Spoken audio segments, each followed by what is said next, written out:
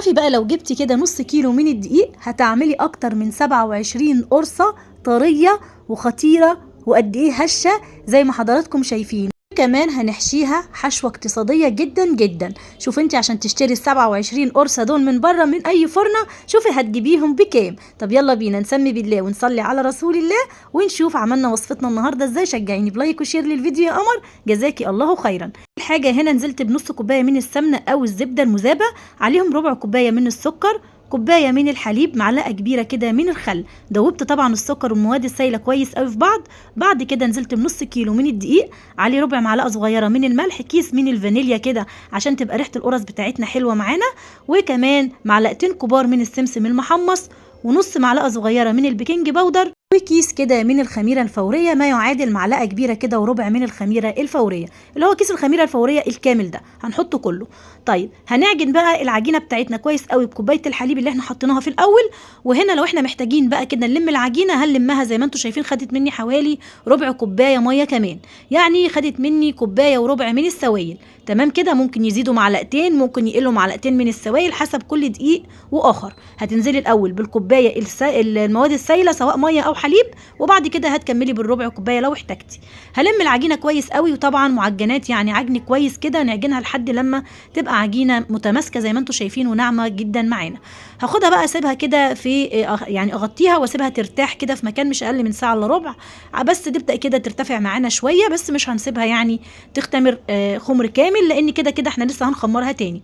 هبدا بقى هنا اشكل القرص بتاعتك هنا على حسب اي حجم انت حباه، حباها بقى صغيره حباها كبيره براحتك خالص. هنا عملتها القرصه تكون كده وسط وحلوه.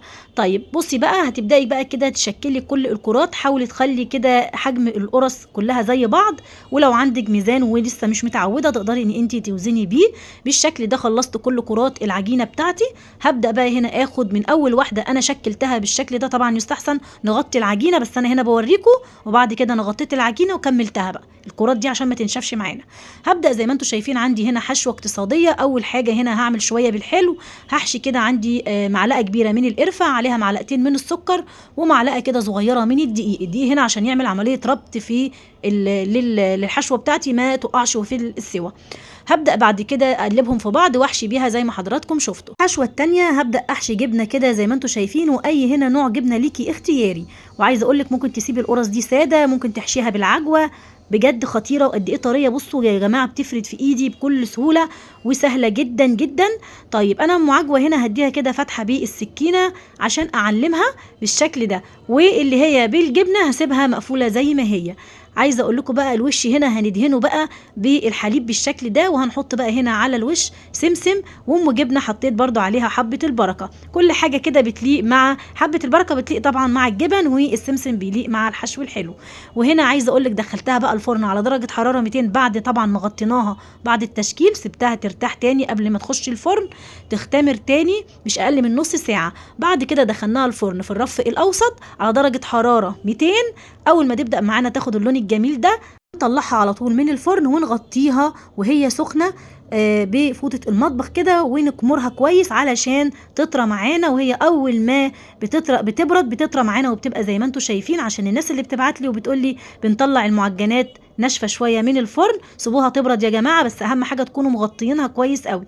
بعد كده هتاكلي اجمل والذ قرص احسن من اللي بتجيبيها من بره بكتير. قد ايه هشه وخطيره، وبجد الطعم كان في حته تانية خالص. ان شاء الله هتجربوها بالطريقه دي هتعجبكم جدا. اتمنى الفيديو يكون عجبكم، واتمنى كمان تشجعوني بلايك وشير للفيديو وكومنت حتى لو بحرف. بحبكم في الله ومع السلامه.